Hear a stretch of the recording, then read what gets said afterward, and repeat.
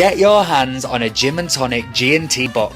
Head over to the website, that is jimandtonic.com, and enter the promo code BLACKINK for an exclusive 10% discount on your order. Gin and Tonic, sustainable urban gin. Hi, Thanyia. Thank you for joining us on Black Ink Cinema podcast. Thank you. I'm excited.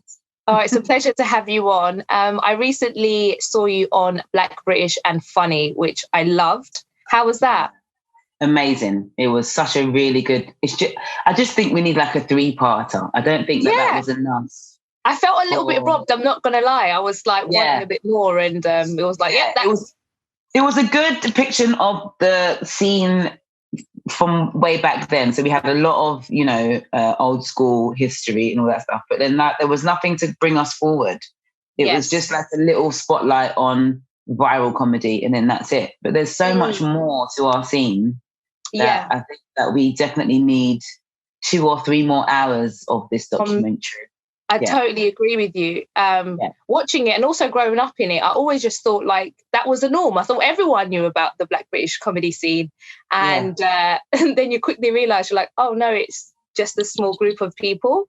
And so like these people are so well known. They're a part of your life. Like you laugh with them every other weekend.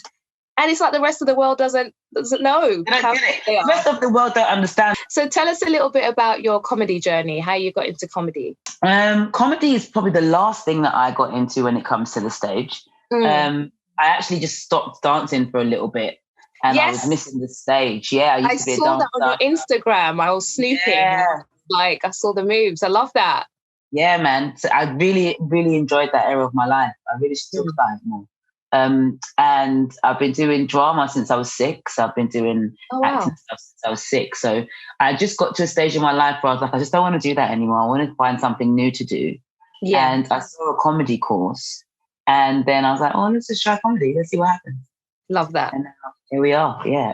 A real performing arts all-rounder. Just an attention seeker. But you had a nice way of saying... That was a very nice, polite way of saying it, Rachel. No, it wasn't. I promise. No, I love it. Like, you've got all the talent. Are you doing a bit of dance at the moment? Because I think it's a real good way to keep fit. But yeah, I do classes online. Oh, okay. I used to teach them as well, but that's too much time. I can't. I was about to say, like, sign me up. I need to... Quarantine has got me locked down. I don't know how to dance anymore. I did it throughout the first one, and whilst it was really nice, and it like held me accountable for getting up and working out and making sure I get that bit in for my day. Do you know what I mean? But because I already have a career, you have to put 100% into these things. Of course, it's very time consuming. Right, and I just don't even have time for it. And then it was getting to a point where I was getting like anxious because I was like, classes tomorrow, I haven't done anything, and I was like, okay, I have to put this down for a little bit because I'm driving myself crazy. Yeah, and I guess it was supposed to be more fun and something enjoyable to keep you busy, and then it became a bit of a chore, which is not what you wanted to do. Exactly. So now I just look for other people who do it and just go to their classes. Do that. Yeah. Exactly. So obviously we've just got into second lockdown, RIP my life. But have you had to postpone any shows or anything that you had coming up? Yeah, I've had a couple of live gigs postponed, but I already had online gigs booked in. So that's good. Yeah, it's nice because I think there's a new way of doing things now. People are doing a lot of stuff online, which is really nice. So they stay in. The other gigs are postponed, but we don't know if they're ever coming back. What are these projects that you can talk about? A week soon, and I really want to continue doing that. Do you know? Yeah, no, that's a good gig. Sure. Oh, that's awesome. I guess like me, everyone's just looking forward to 2021 and hopefully it's a better start. Yeah. I still believe 2021 is going to start in about April. I don't think we're going to have... To be fair, yeah. I feel sorry for my sister. Her birthday, it's her 30th birthday in December. Oh. One half of me feels sad for her. The other half of me was like, well, that's what you get for infiltrating my birthday month. Oh, is it your birthday as well? Yeah, I'm the 20th and she's the 7th. Oh, wow. She came after me, but then her birthday's before mine. You know that way? Like there was no respect at all. She didn't ask me nothing. She just came. She stole. That is so unfair. I feel sad for your 30th. I'm the sort of person, I celebrate my birthday throughout the whole month. And just having, if I had a sibling in the same month, it would be quite rude. Now I only get like 13 days of celebration before, and I'm already fighting Christmas. Like, we're already fighting. You are already fighting Christmas, like, in between. Oh God. Okay. Oh, well, happy early birthday, I'll say for now. And thank you. It goes well. So we're here to celebrate all things Black cinema, and you chose one of my favorite films of all time. What's Love Got to Do with It? With the hot mama and absolute queen, Angela Bassett, starring Laurence Fishburne. Why What's Love Got to Do with It? Do you know, it's the first movie I watched that made me think, I'm going to do this. I want to do acting. Yeah. I want to do this. And strong Black cast, strong female lead. It was just all of the things: positive, inviting, uplifting, things that we didn't normally see when you watch a movie. You know, you've always got to have, if there was a Black girl in the movie before, she'd be like the friend or the goofy friend or the angry friend. Right? I'm so over this word sassy, I can't even get into it. Oh, honey. Oh, honey. God. Oh. They love to throw that word at me. And I'm like, stop being sassy. Like, no, you're not. That's not even a thing. Yeah. What is that? They're basically trying to say you're being feisty, but just in a nicer way. Yeah. Or they're trying to say stop being like a Black girl. Stop doing this. Yeah. It's like, babes. Yeah. And I actually play my sassiness down. So Oh no, I don't. But when they call it sassy, I say, I'm not being sassy, I'm just being Thanyia. Can you stop? Stop it. Can you? Yeah, you got to use their words on them. Stop putting me in a box. Stop fencing me in. I'm going to use that next time, I promise you. I'm just going to think of you as well. I'm just Thanyia. Stop trying to put me in places. Yeah. One of the things I loved about the film is how it showed like the growth of Tina's character in there, and how she starts off very innocent and vulnerable and kind of lost almost, doesn't really know who she is, and kind of waits for people's affirmations. And then by the end of it, she's like this strong, you know, powerful. Obviously it takes a life, you know, a lifetime, but it's really nice to see that in a film, because most times it's just doom and gloom, and it's just like it ends tragically and you're heartbroken. So it was really uplifting to see, like, you know, she went through hell, but she came out of it, and, you know, so many scenes that are so poignant for me. Like even just the opening scene where it's, you know, you can see her go on her way to church and she's looking out and you can just see the scenery of where she lived, and then you get to the church, it's like this desolate little building, as Black folk do. We find somewhere and we just praise it forever, you know, and it's just this wonderfulness of her, excuse my manners, trying to sing and then getting the opportunity to sing and then non-stop singing. Do you know what I mean? And then it's sad to see the singing brings her to this really horrible place in her life, which should have been a really lovely time in her life. Experience, But it was clouded by so much hurt and pain and, do you know what I mean? Just horribleness. And then the singing also made her find her strength. It's just so amazing how it took her through this journey. Yeah. Right? Yeah. And it's almost like, would we have that Tina if she hadn't gone through that? Right. It's a scary thought. would we have Beyonce? Would we have Beyonce? Right. Because I genuinely think Beyonce is definitely, I mean, you know, she says she idolizes Tina, but I definitely think she's like, you get Tina's like the mum and then Beyonce's the daughter. That in singing world, that's how I see them. 100%. You know what I mean? So would we have Beyonce? That's mad. Exactly. Who would Beyonce follow? Would she be more like Grace Jones now? Like, where would we be? That would be interesting. Yeah. Where would we be? Models herself completely on Tina, even down to earlier on in her career, like she didn't really try to do, you know, we consider her as doing Black music, but her music is very pop. Do you get what I'm trying to say? And that's what Tina was trying to do, like just trying to do the rock thing and not just be put in a box of doing R&B. Wanted to kind of hit that world of rock and roll and pop. And so you saw her very successfully, even later in her life, which was like post-40, which is just in itself amazing.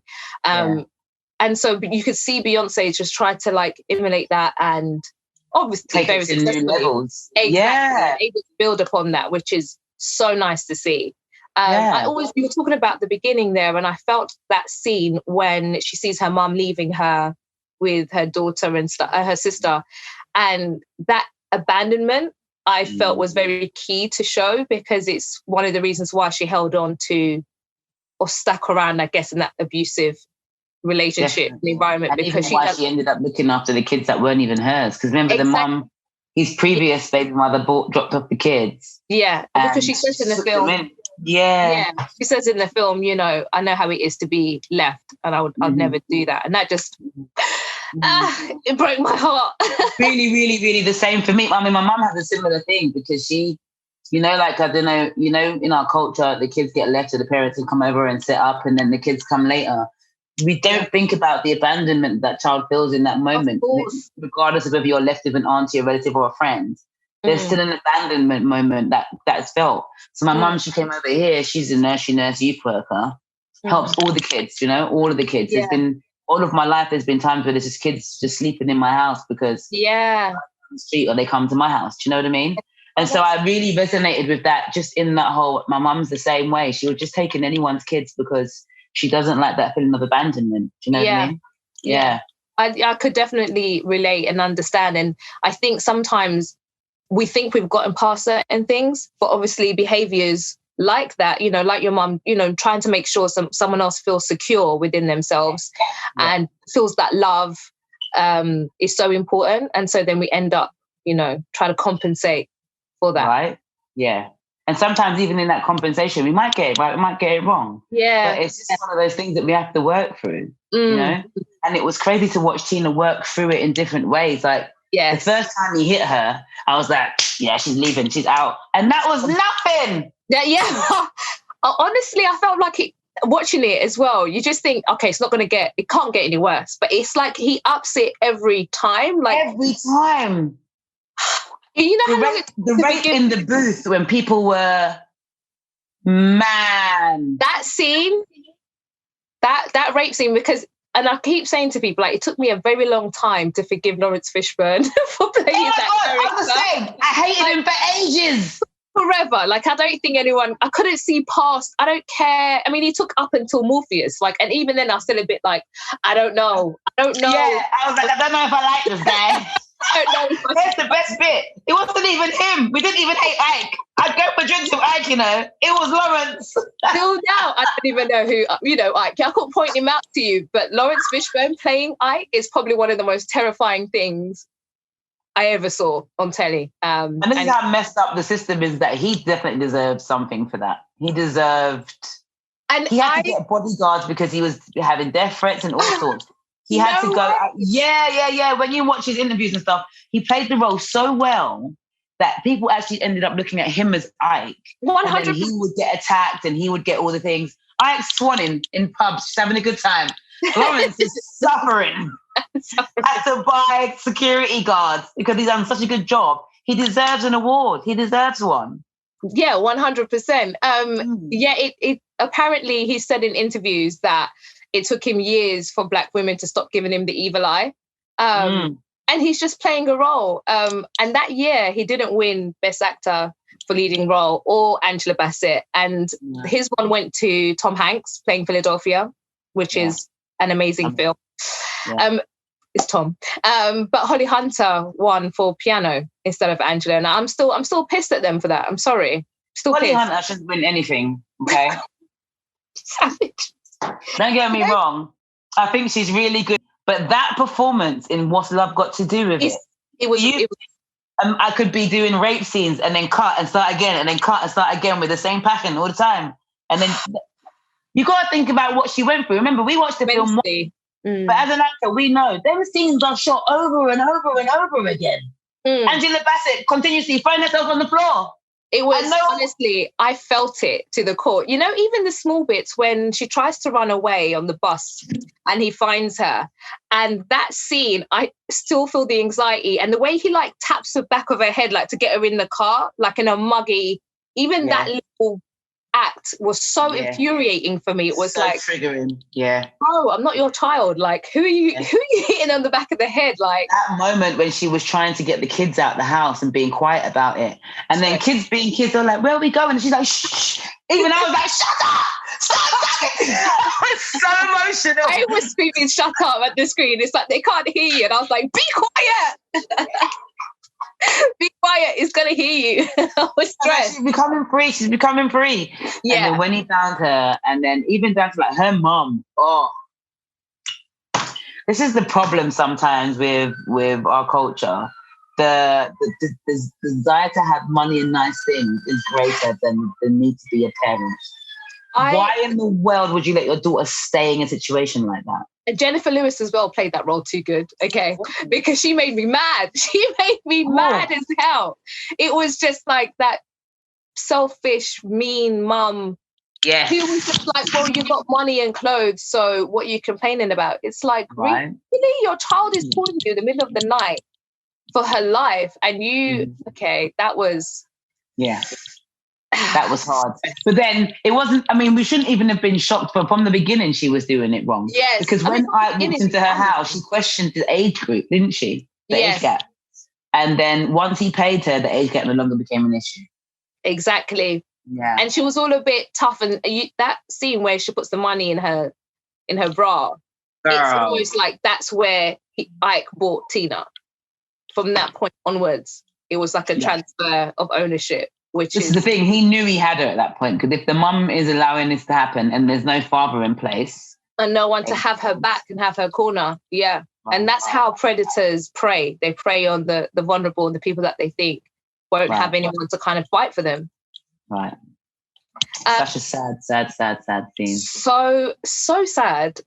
There's a lot of Tina has said there's been a few inaccuracies in the film and has publicly kind of said so, even though I thought that she was... I thought she was behind it. Yeah, she was a part of it because her name's on it. Yeah, exactly. So do you think that kind of takes away a little bit from the essence of the movie? I think not for me. I think I definitely would buy into the idea that some scenes may have been ramped up because of Hollywood, right? You know, they take a real story and then they put Hollywood on it and it turns into like a blockbuster. Yeah. So I imagine that one or two things possibly would have been maybe added scenes, you know, just to give context to certain things, possibly aware of that. Do I think that her life wasn't like that? No, I think her life was very much like that. Yeah. Yeah. I think she did go through those things with Ike. I think maybe he wasn't such a monster, but that's for the film, right? Who knows? But domestic violence is domestic violence, regardless of how you play it. Exactly. And we have to be mindful that sometimes Tina might still be a victim. She might think that domestic violence is still normal, so we don't want to make him look too bad. You know, that whole thing of, and she's not wanting their person to look too bad or get in too much trouble, or do you know what I mean? It's like, hey, this is a really serious crime here. Yeah, and that's what she's gone on to say, is that she didn't like her portrayal as a victim. And maybe she was for a little bit, but, you know, she wanted to be there and she put herself there. And it was just a bit like, just even hearing that in itself is a bit like, honey. She's still a victim. Yeah. She still doesn't know. Yeah. Yeah. And I think that comes with a little bit of delusion and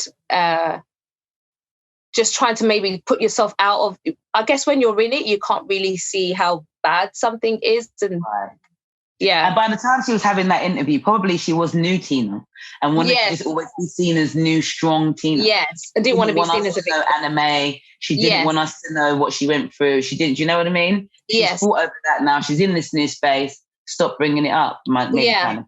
Exactly. I do genuinely believe that, you know, you went through it, babes, and you are a victim and you need to hold that so you can move from it properly.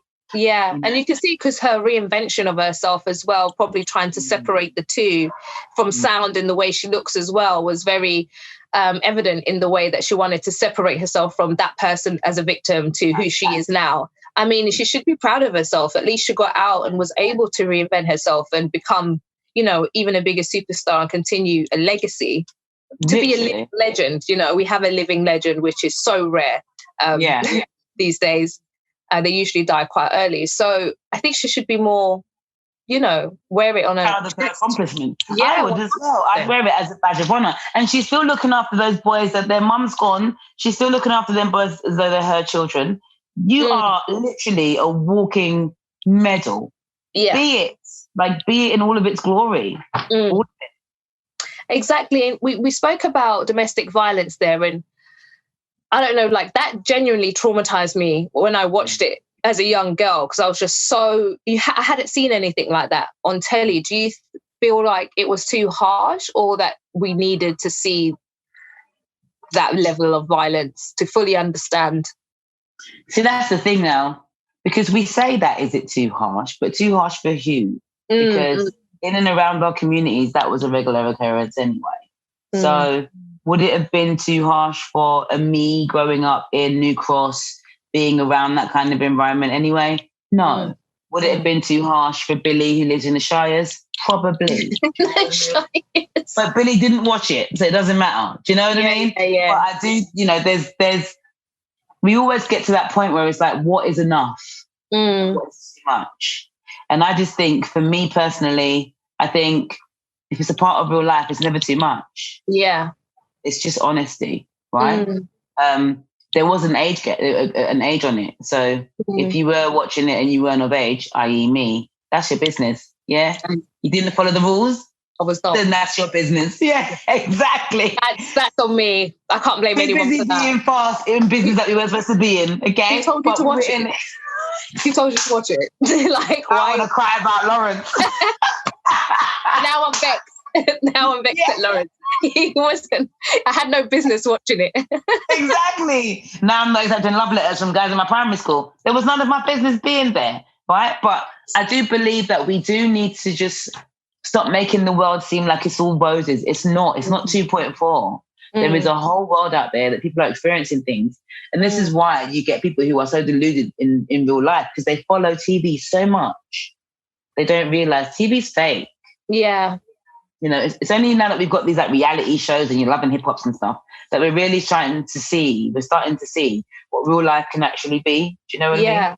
It's not, I don't think it's such a thing as too soon. I do believe that, there should be an age limit on things, which we already have. But I don't know if it was too soon. I don't know. I don't know if you remember back in the day, The Sun was the first newspaper to print a picture of a child who overdosed. And it was a girl in the corner of her room and she was slumped and there was like a needle that had rolled from her arm. Oh my God, no. And it was the first time they did it because they wanted to stop children from trying drugs. Let me tell you, it worked on me, okay? Do you know what? I had something similar with one in the textbook at school.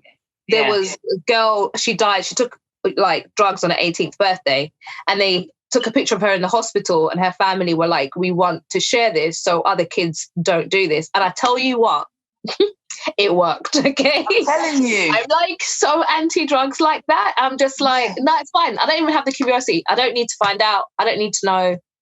It's fine. Because I will be that 1%, and I'm not. That's what I said. I said, I ain't got time for my mum to see me on the front of the Sun. I ain't got time.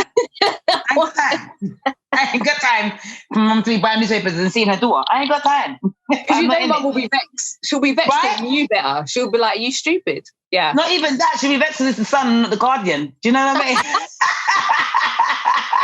mean? Vexed. You're trash. I need a better newspaper. Yeah, at least. Right? But nah, definitely. So I think it's one of those ones where it's like some things need to be shared. We need to start having these conversations. We need to normalize these things. People don't feel awkward even when reporting it. We need to have these moments so, you know, people feel good in their skin, know what's right, know what's wrong.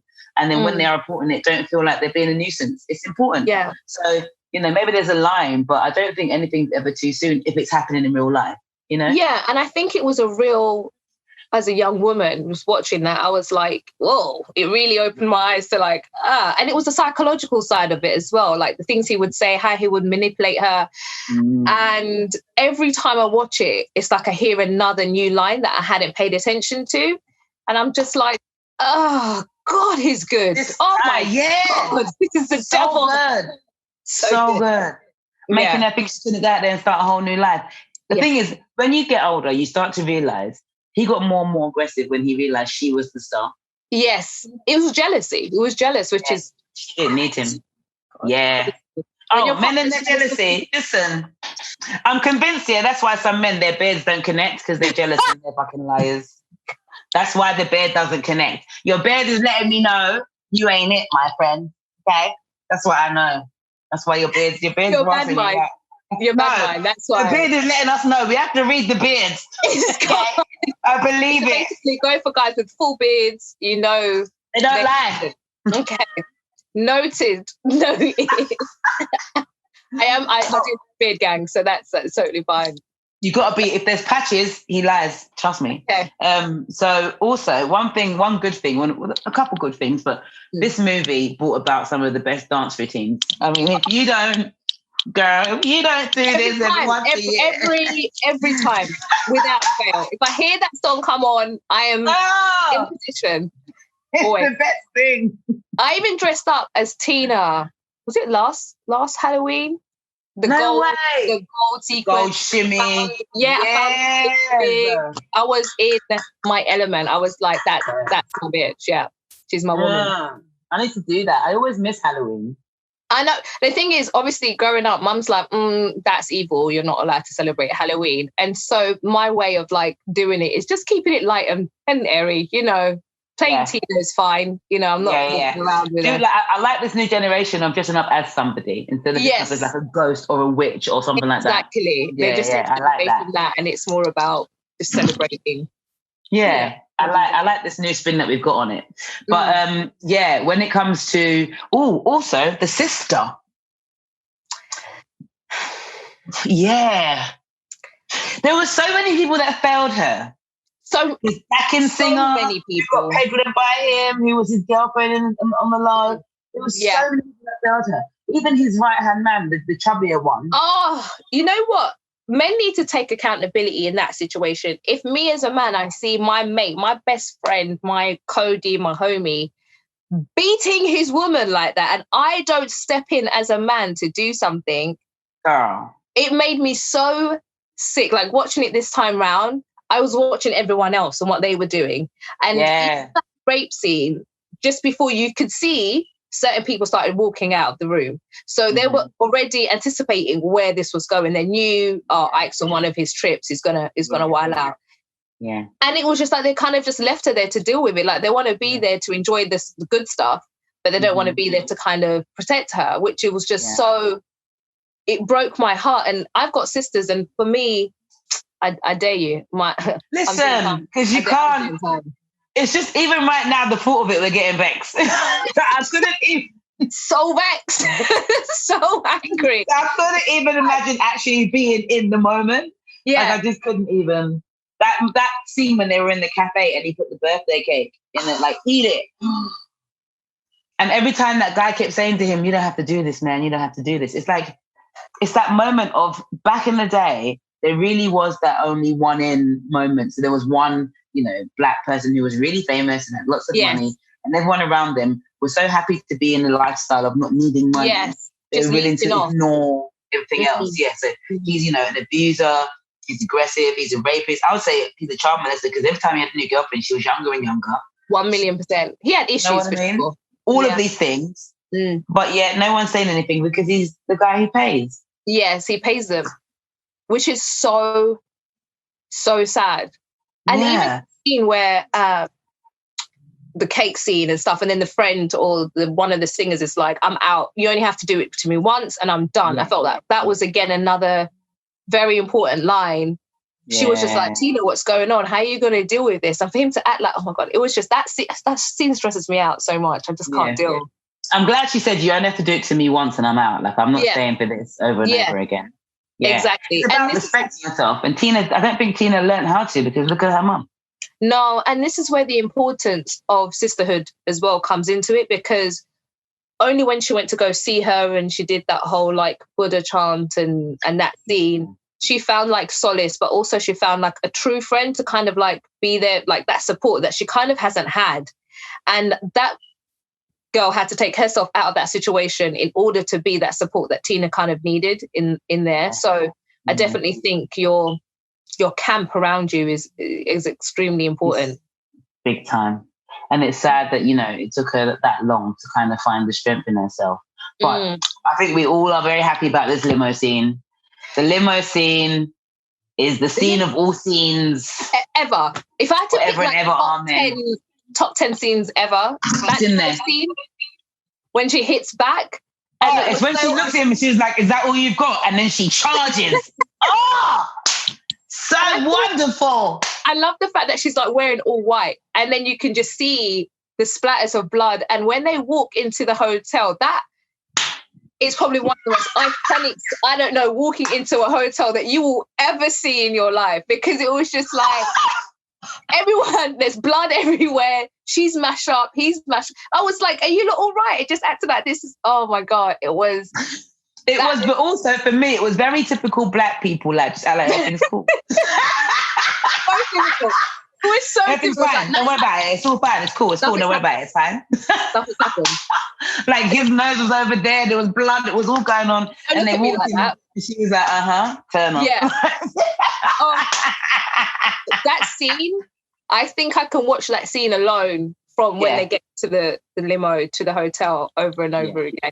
And then obviously leading up to when she like runs away and goes to the other hotel when she's mashed up. And I cry every time that guy says to her, don't worry, Miss Tina, it'll be that man. God bless you. Oh man. God bless that man. Whoever that man is. Running across the road. I mean, they were in LA. No, they were in Vegas. I've been to LA. I just know the roads are wide. So that dash across the road, no looking, no lights. That was almost a suicide attempt in itself. Yeah. And then you made it to the hotel and then you just literally start getting naked. Whatever I have, you can have. Just keep me safe. And that was just... through it, man. You have to respect her. 100%. I'll take anything from Tina at this point. Anything. Oh, listen. Anything. There's some people that can get away with literally murder, but like she can just do whatever she wants. And I'm like, yeah, it's fine. It's Tina. I'll be behind there and be like, excuse me, can we just blame Ike? It was Ike. Yes, it was definitely Ike. Such a good film, man. How would you feel about a remake, an updated version of that? Maybe. I would only be happy with it if I was cast as Tina. I don't know as Tina. I don't know if I'm there yet. That would be such a challenge. I mean, it would be, I would say yes if they offered it to me, but the challenge on that would be massive, because as an actor, you're supposed to draw into like previous moments of your own life if you want to like, get your tears on cue and all that kind of stuff. Yeah. I just don't know if I've got anything that deep for me to be. I mean, I was dumped that one time, but I wasn't. To bring that to the surface. Take me to new places. It's similar to the guys who did that film When They See Us. They went through so much mentally. I feel that. During and after. Yeah. I can feel that through, because I watched it once and my brain and heart can never watch it again, because that broke me like on so many levels. And even down to the dad dying of guilt. That whole dying of guilt bit, and even like the son still being angry at him, there was so much. Like even like when you watch it, you can see, your dad fucked up, but your dad wasn't smart enough to understand what the situation was. Yeah, and B wasn't in a position to change it, which is sad, but it's unfortunate because it's the position Black people were put in. Yes. You weren't allowed in libraries, you weren't allowed to be smart or educated, so they kept at a certain level. So unfortunately, circumstances meant your dad couldn't be the father he needed to be in that moment. I felt like after a while, like you've got your own kids now, surely you must understand. But listen, I weren't in it, so I can't. Also that's trauma though. So that's trauma that's going to be carried on, because he felt let down, abandoned, and, misled by his parents. He could only do what they could at the time. Do you know what I mean? With the knowledge that they had. And also we're drummed in our head that, the police are right and the authorities right, and you must have done something wrong. You're just thinking, you must be the criminal they're saying you are. Criminal, yeah. And so there's all of those things that play a part, and you could just see how the system and environment just let all those boys down. And even when you see them talking as grown men, you can still see obviously the pain, how that's affected them, how that's affected their relationships. I was just like, frigging hell, like this is... The only one that I think has come out of it all right is the doctor. Is that the nation? That's the only one. Yeah. Of Islam, yes. But I think that's because of his mum. Like you could see from the film, like she was the only one really. She was educated. And so he was the only one that came out on bail as well. So he didn't spend as much time in prison as the rest of them. Yes, exactly. But Corey, the one who was the adult who, girl. Corey's story. Girl. I have to excel. I have to excel. Yeah.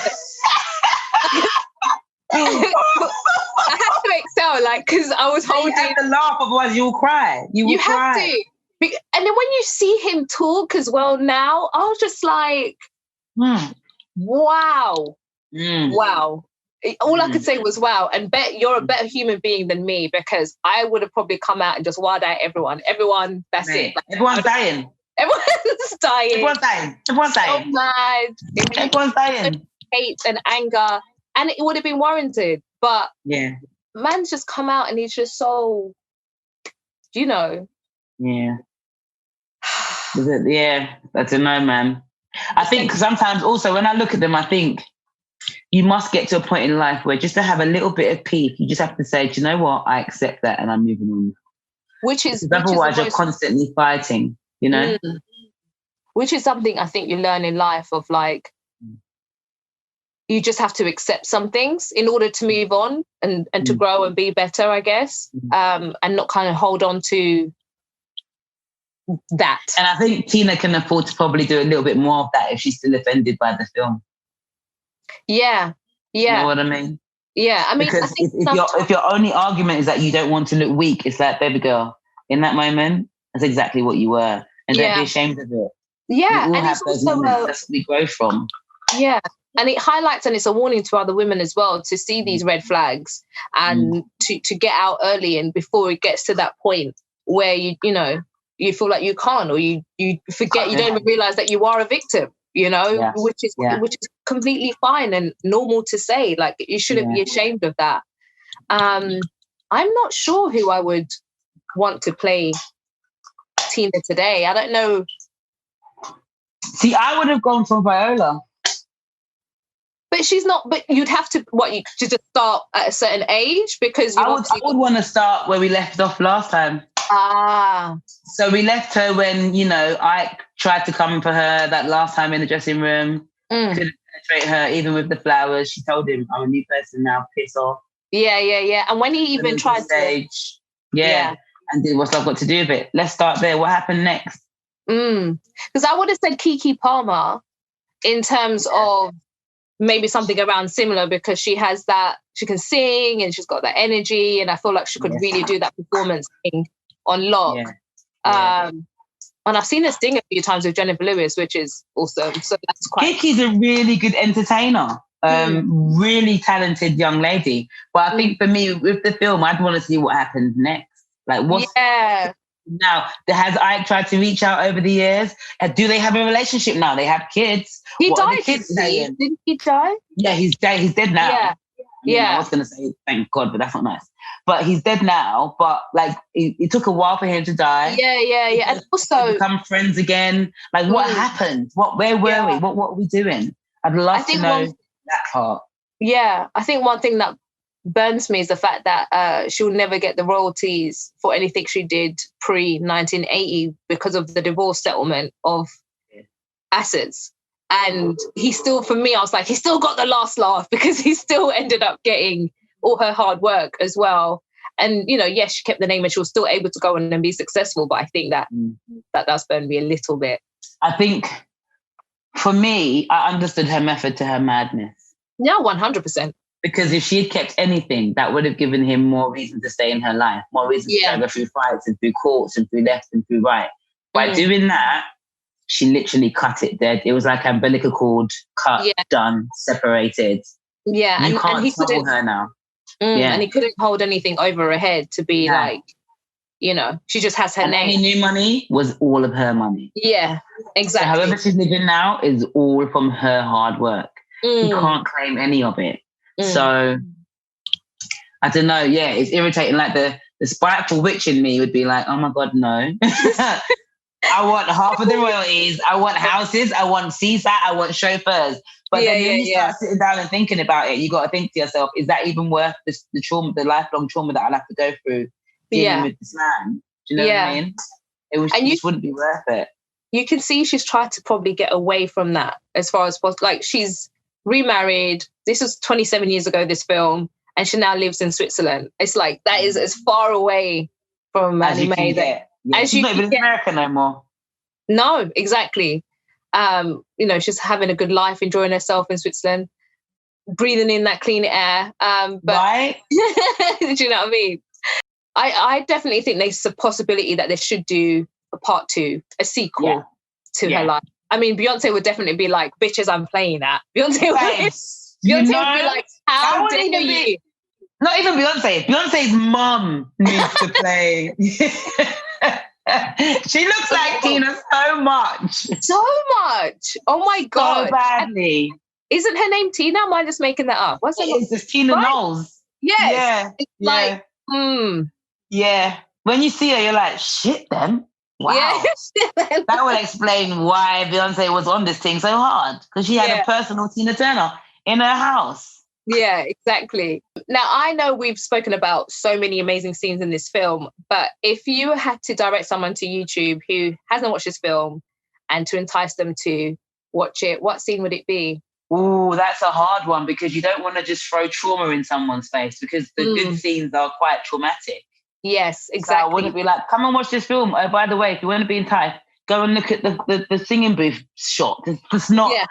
That's not where you want to go. I think I might entice them by showing them, like, when they do the montages of them doing different shows. Different gigs, yeah.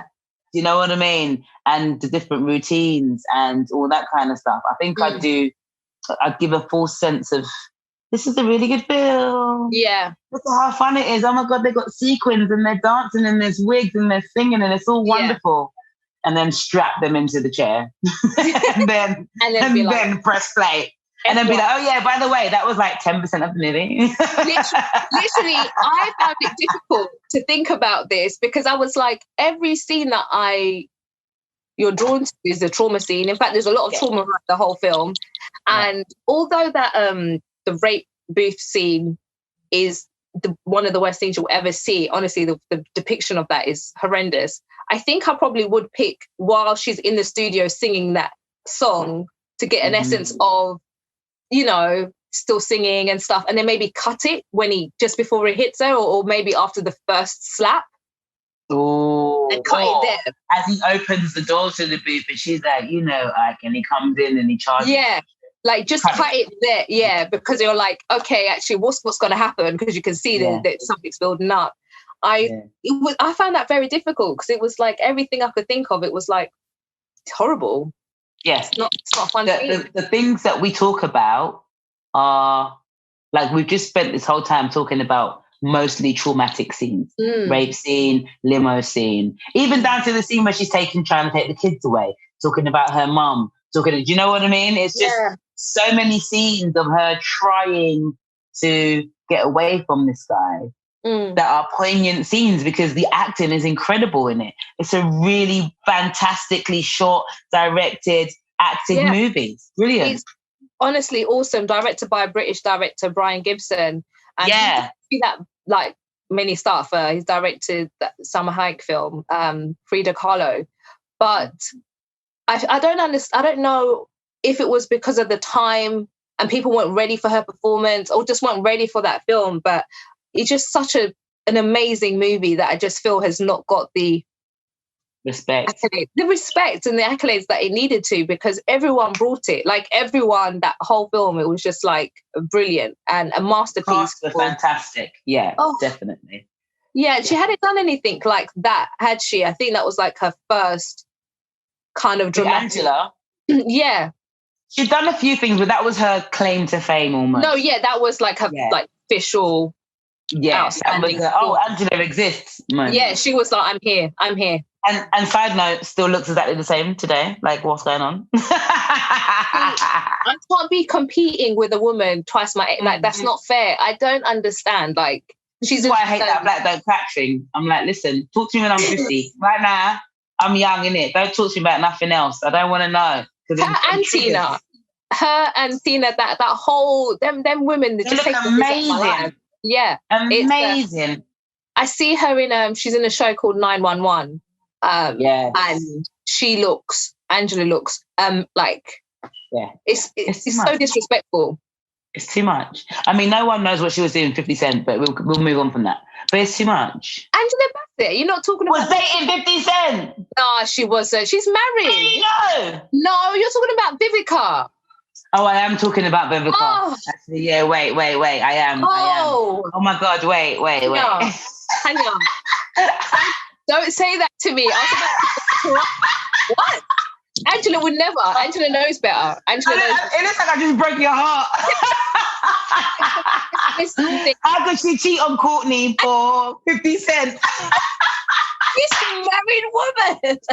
And that's how black people spread propaganda. Okay? You're just spreading rumours here. She's married. I said it with all of my chest, like I was very confident. You were there. I was like, I had to think for a minute. I was like, have I missed something? My life? Where was I? What was I doing? Yeah, no. Angie's good. She's good. Angela looks amazing, and I love her romance with Courtney. Yeah. Oh my God, they're so the best team ever. They just love them. He's in Lovecraft Country. I don't know if you've been watching that, which is... I tried to start it, but I can't get through it. The first episode. Oh, babes, honestly, hold on. Just get through like a couple of episodes. You will get your head around it. It's just, I think the reason why people are finding it difficult is that Black people in sci-fi fantasy settings is not the norm. It's not the norm. So but it's not the norm for me to watch sci-fi fantasy anyway. Oh, okay. Yeah. So like, I'm just... Okay, see now. It's a lot, man. It is a lot. I want to get into it because I'm missing out on so much conversation in the world. Yeah. Everything is Lovecraft at the moment. And I already missed the other ones. What's the other ones that were really big? Watchmen. Didn't watch that. Oh, I didn't watch The Wire. I didn't watch... Girl, there's a lot. I missed a lot of conversation. We're going into a second lockdown, so you've got time now. I've got time. I got time. And watch me. I'm going to come back and I'm going to be on this thing. I'm coming back onto this podcast and I'm going to talk about Lovecraft. Yes, please do. Honestly, it's the we got to do. It's fantastic. But honestly, Thanyia, you have been amazing. I've loved you. And I'm so glad we got to talk to a woman about what's love got to do with it, because honestly, there's just a certain perspective that we just get. Do you know what I mean? Yeah. Men don't think the way we think, and if no one does it, I want to come back and talk about juice. Oh yes, for sure. Yeah. Love juice. No one does juice. I want to come back and talk about juice. Juice is something else. Yes, I mean, it had 2-pack, so that's. I mean, no one gets it. 2-pack. I don't understand. 2-pack. Like a whole 2-pack. A whole. Like all of him. In a main role. I'll never forgive that person because they just took... 2-pack was my babe. 2-pack was... He was everything. In my mind, he was married to me and we had a good relationship. I married him. I think that's how we all felt. We were just like, he loved me. He loved me. He loved me so much. Like, I don't think even he understood how good our relationship was. Guy had all and whenever they would have that, whenever there was that like Biggie 2-pack argument, I'm like, what am I missing? Are you mad? Why is this even an argument? But the truth of the matter is I think 2-pack was just sex symbol. And Biggie, he was better at rapping. Let's just make it clear. I mean... shit. I'll always go 50-50, you know. But now that I'm listening to it lyrically, like big... Lyrically. He's got bars for days.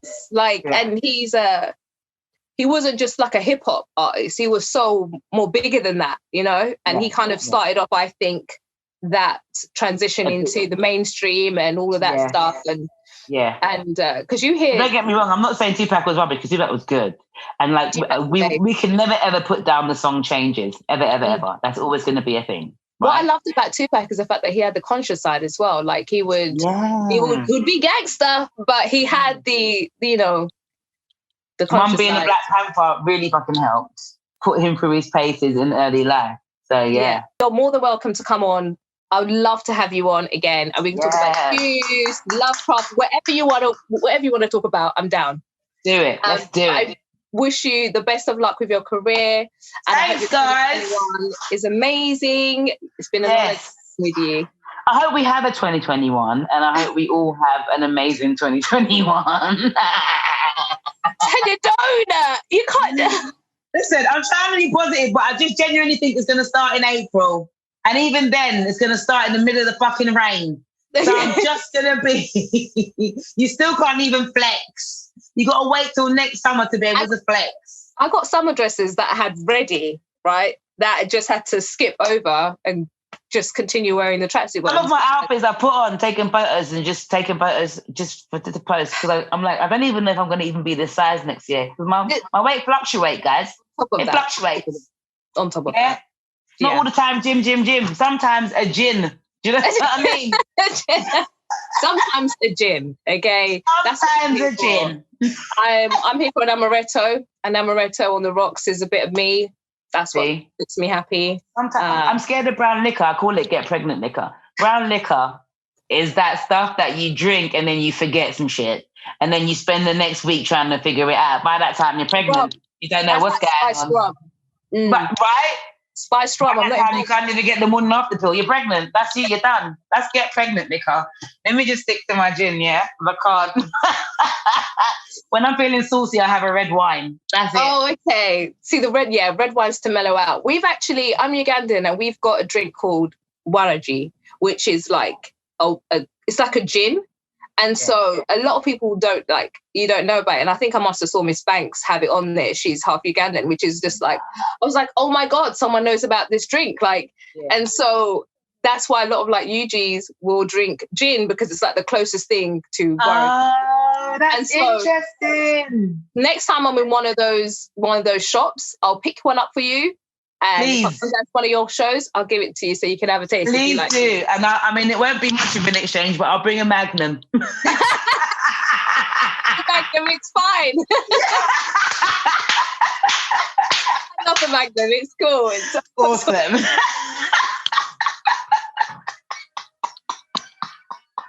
I love it. I love how Magnum has just become the norm as well. Everyone's just out here sipping. Everyone's just drinking it like it's normal, regular wine. I'm like, are we out here just all trying to get pregnant? Have I missed a memo somewhere? There's something I've missed. Dangerous. Magnum's dangerous. It is, and you have the first one, and it's like when you go to Amsterdam, you have an edible and be like, I don't feel nothing, I'm going to have more. That's the worst thing. Don't do it. Don't listen to yourself. Just stop. Just stop there. Something's happening in the background. You're just unaware of it. Just listen.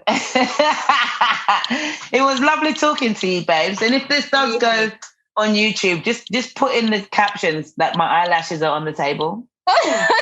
You look beautiful. Stop it. Eyelashes are on the table. I feel very naked, and I haven't got anything on my face. So they're just going to have to accept it as it is. You look gorgeous. Don't worry. Thank you, darling.